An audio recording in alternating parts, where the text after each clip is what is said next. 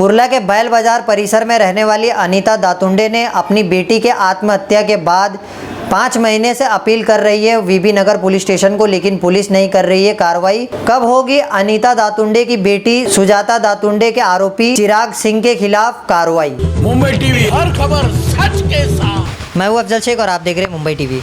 24 दिसंबर 2020 गुरुवार की रात को एक काफ़ी दुखद घटना हो जाती है अनीता जी के बेटी सुजाता रमाकांत दातुंडे जी के साथ में, जो कि काफ़ी पुराने प्यार को लेकर के जो है विवाद होता है और विवाद के चलते जो है चिराग सिंह नामक व्यक्ति जो है इनकी बेटी की हत्या पर उतारू हो जाता है और हत्या कर देता है। बात करेंगे किस तरीके से पूरा वारदात को अंजाम दिया गया और जो चिराग सिंह है उर्फ सोनू किस तरीके से पुलिस की हिरासत में आया और हिरासत में आने के बाद क्या कानूनी कार्रवाई की गई। मैंने से अपनी बेटी के इंसाफ के लिए लड़ रही अनीता दातुंडे जी जो हमारे साथ मौजूद है, बैल बाज़ार में रहती है, क्या जानकारी देंगे और क्या तरीके से वहाँ पर उसको लेके गया आरोपी और मारा, फिर उसके बाद क्या घटना हुआ? मेरी बेटी को उसको घर से जब गई, मेरे को बता के गई थी कि मैं दूसरा जॉब ढूंढने जा रही हूँ। उस दिन उसको रास्ते में पता नहीं बुलाया कि लेके गया, मैं घर पे इंतज़ार करती रही उसका। मैं रात को 12 बजे तक कॉल की, मेरी बेटी आती हूँ बोलती रही, लेकिन उसने आने के लिए नहीं दिया उसने। तो फिर मैं दूसरे दिन जब सुबह में जो काम करने के टाइम पे उसको फ़ोन लगाई तो उसका फ़ोन स्विच ऑफ बता रहा था। तो मैं घर पे जाके उसको देखी तो मुझे नहीं मिली, उसका घर दूसरी जगह चेंज हो गया था। तो फिर बाद में दूसरे दिन फिर उसका मेरे बेटे ने लोकेशन निकाल के उसके घर पे जाने की कोशिश की। तो मेरी बेटी फ़ोन उठाई, मैं फ़ोन की तो फ़ोन उठाई, मेरे को बोली माँ तू घर पे जा, तेरी तबीयत ठीक नहीं है, मैं आऊँगी बाद में, मैं इसके सोनू के साथ हूँ करके ऐसा बोली। तो मैं उसको बहुत समझाई कि घर पे वापस आ जा, लेकिन वो नहीं आई, उसने आने नहीं दिया।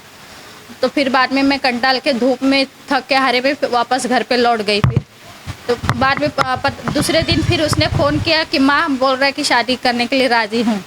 तो ये चिराग राज़ी है बोला शादी करने के लिए।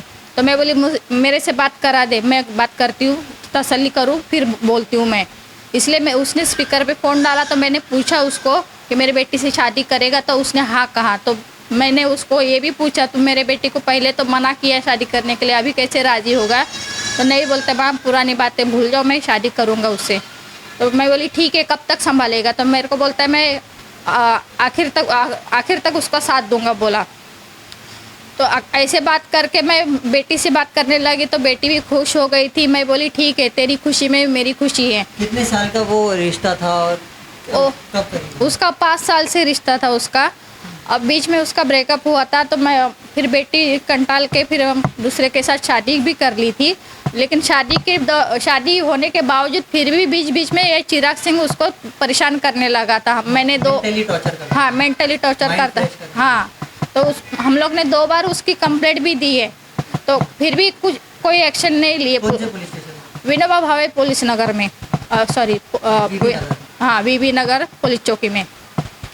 तो उधर उसको एक दिन में रखा और छोड़ दिया फिर वापस 1 साल बाद मेरे बेटी को 1 साल के बाद फिर अभी सताने लगा। नवंबर से हम लोग साथ में काम पे जाते थे ना, तो नवंबर से उसको फिर से अकेले में मिल के उसके कान भरने लगा, उसको बहलाने फुसलाने लगा।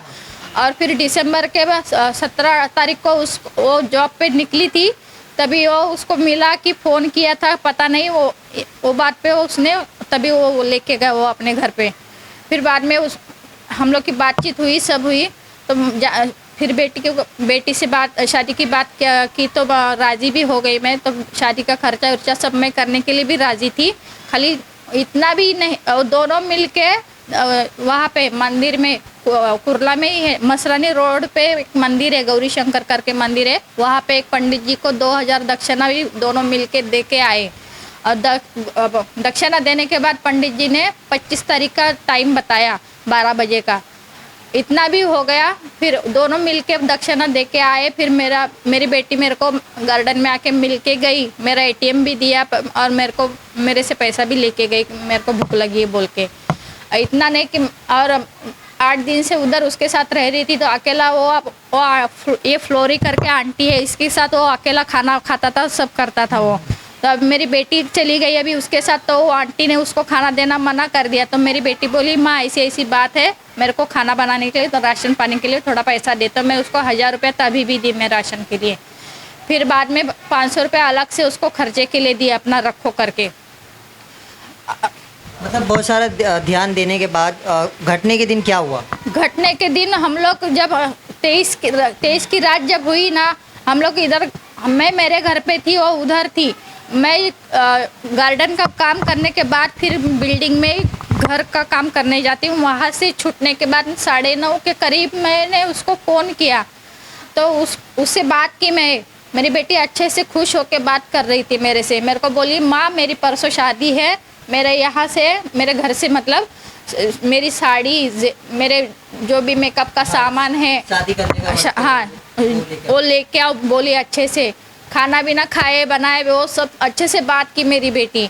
बात करते करते हम लोग को 10 बज गए। मैं घर पहुंची, मैं बोली बेटा बाद में बात करती हूँ, अभी घर पे मुझे काम है। इतना बोल के मैं, इतना भी पूछी चिराग है क्या मैं उससे बात करूँ, क्योंकि सब पूरा खर्चा मैं करूँगी। आज मैं पूरा खर्चा कर रही हूँ, फिर ये आगे भी ऐसे चल के मेरे को ही एक करे, तकलीफ ना दे। इसलिए मैं मजाक में खाली मैं बेटी को इतना ही बोली कि मेरे पास बेटा पैसा तो रेडी है, लेकिन 500 रुपये, सिर्फ 500 रुपये कम है, उसको एडजस्ट करने बोली मैं। वही बहाना उसको मिल गया, 500 रुपये पैसा कम है बोली। तो उस बीच को लेकर लोगों का झगड़ा हुआ था। अभी झगड़ा हुआ क्या हुआ वो हम लोग को पता नहीं उधर क्या हुआ, क्योंकि पुलिस वाले ना बता रहे ना आजू बाजू वाले बता रहे। वो लोग सीधा बोल रहे हमको कुछ पता नहीं उधर क्या हुआ, क्योंकि रात के 2:30 बजे उधर पानी आने का टाइम होता है, आवाज़ भी करो तो कुछ पता नहीं चलता उधर। तो वही दौरान कुछ हुआ है। और मेरी बेटी ने उसके पहले उसके जितने भी फ्रेंड थे सबको फ़ोन की है। मेरे बेटे ने उसकी कॉल लिस्ट निकाली ना, सबको फ़ोन की है, बात की है, सबसे बात करके फिर मुझे फ़ोन नहीं की। मुझे और उसका पति के घर पे भी गई थी, रात के 1:30 बजे उसके पति के घर पे गई थी। उसका शादी का फ़ोटो था उसके साथ में, तो वो फ़ोटो लेने गई थी। और उसके पति ने भी फ़ोन करके नहीं बताया कि अम्मा ऐसी ऐसी बात है, सुजाता इतने टाइम मेरे पास आई है और ऐसा कुछ करने वाली है, कुछ वो भी बताया नहीं, उसने भी नहीं बताया, पति ने भी उसके। नहीं, घटना के बाद जब जानकारी आपको मिली, किस तरीके का पुलिस प्रशासन ने एक्शन लिया और क्या कहना चाहिए? पुलिस कुछ एक्शन नहीं लिया हम लोग को। पुलिस वाले खाली बोले सुसाइड वेल है। मैं बोला थोड़ा बहुत जिंदा बिंदा होगी, तो मैं पूछा क्या हुआ, मतलब चौकी में, दवाखाने में, क्या किधर है? तो बोलती है राजावाड़ी में हम लोग गए 12:30 बजे।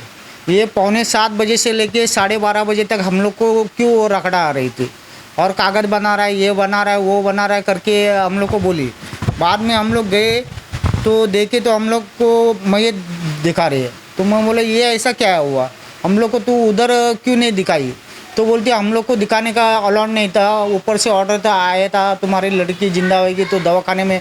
मैं बोला जिंदा होएगी तो खाली नस पे हाथ रखेगा तो मालूम गिरता है आदमी मरा है कि जिंदा है, नाक में हाथ लगाएगा तो मालूम गिरता है। जबान बाहर आई है ना, आँख बाहर आए ना, कुछ नहीं, ना गले पे ऐसा निशान, लटकने का निशान ऐसा होना चाहिए ना, उसका सीधा निशान है पूरा। अभी माँ बाप को नंगा करके दिखाएगा तो वो क्या देखेंगे?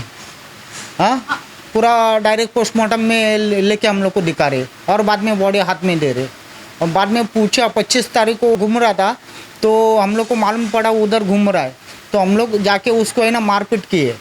तो डायरेक्ट दूसरे दिन है ना उसको कल्टी मारे, और पुलिस बोलते मैं उसको अंदर करी, ये करी, किधर अंदर किए? सावधान करी पुलिस वाले, वो लोग सावधान कर दिए उसको। अभी वो लोग को नहीं, आपके एफआईआर में जो है वो हत्या का प्रयास का कुछ भी मामला दर्ज नहीं किया गया है, सिर्फ जो है सुसाइड का केस दर्ज किया गया। तो इस बारे में आला अधिकारियों से क्या रिक्वेस्ट की? मैं मान ही नहीं सकती कि मेरी बेटी सुसाइड कर सकती है, क्योंकि मेरी बेटी ऐसी है कि 4 जन को हिला के रखने वाली है, वो आत्महत्या नहीं करेगी। और पहली बात तो मैं 100% बोलूँगी, उसको पैजामा का नाड़ा नहीं बांधने आता, वायर कैसे बांधेगी? सोचने की बात है, ज़रा सोचो आप भी। क्योंकि उसकी जबान नहीं बाहर आई ना आँख बाहर आई है, फांसी लेते हैं आदमी तो जरा भी गला दबता है तो आँख भी कहीं ना लाल बिल होती है, बाहर आती है, जबान बाहर आती है, लेकिन ऐसा कुछ नहीं हुआ। और ये पुलिस वाली है ना पैसा खा के है ना दबा के है ना केस दबा रहे। 4 घंटे से हम लोग को चार इधर से घंटा? उधर नचा रही है। और दूसरे दिन FIR के लिए गए थे तो हम लोग को पूरा 12 घंटा नचा रही है। 12 घंटे का मतलब क्या है, एक कागज़ लिखने के लिए तेरे को 12 घंटा लगता है। और वो बड़ा साहब भी बोलता है ऐसा है वैसा है, ये है वो है करके हम लोग को टाल रहे हैं। उधर का सीनियर राजेंद्र पवार है, वो तो बात ही नहीं करते वो भी, तो बात ही नहीं कर रहे हैं। वो PA से बोल के भगा देते हम लोग को, मिलते भी नहीं, वो बोलते भी नहीं है। 6 दिसंबर को मेरा 6 दिसंबर को हम लोग का बर्थडे था, हम लोग बहुत खुश थे। हम लोग को ऐसा लगा ही नहीं कभी हम लोग के साथ ऐसा होएगा। और बाद में उसका रूम तक हम लोग देखे तो है ना पत्रा खोल के अंदर घुसाए और अंदर कांड करके बाहर निकला है। ये पुलिस वाली लेकिन मानने को तैयार नहीं है, ऐसा नहीं है वैसा नहीं है करके हम लोग को चुतिया बना रही है। ये अंबिका घसके ने है ना पूरा पैसा खाए लिए, अंबिका घसके और ऊपर वाला वो पैसा पूरा खाए ले। कुर्ला स्थित बैल बाज़ार में ये घटना जब घटी उसके बाद VB नगर पुलिस स्टेशन का जो रवैया था, 6 महीने से इंसाफ के लिए लड़ रही उसकी मां अनीता दातुंडे जी, जो कि काफ़ी परेशान है और ये सफाई कामगार है, ये अपना अपील भरा मैसेज इस वीडियो के ज़रिए दे रहे हैं। अब देखते हैं बहरहाल VB नगर पुलिस स्टेशन के हद में ये जो जितने भी केसेस चल रहे हैं इसको कब उजागर किया जाता है और जिस तरीके से जो आरोपी है वो बिंदास घूम रहा है बाहर और किसी भी तरीके का उसको डर नहीं है। अब देखते हैं पुलिस प्रशासन की तरफ से किस तरीके से जो चिराग सिन्हा उर्फ सोनू सिन्हा है उस पर कब कार्रवाई होती है और किस तरीके से जो है इनके इंसाफ की लड़ाई को ये अकेले लड़ती है। ऐसी तमाम खबरों से जुड़े रहने के लिए सब्सक्राइब करें मुंबई TV। कैमरामैन नावेद कुरैशी के साथ अफजल शेख, मुंबई TV।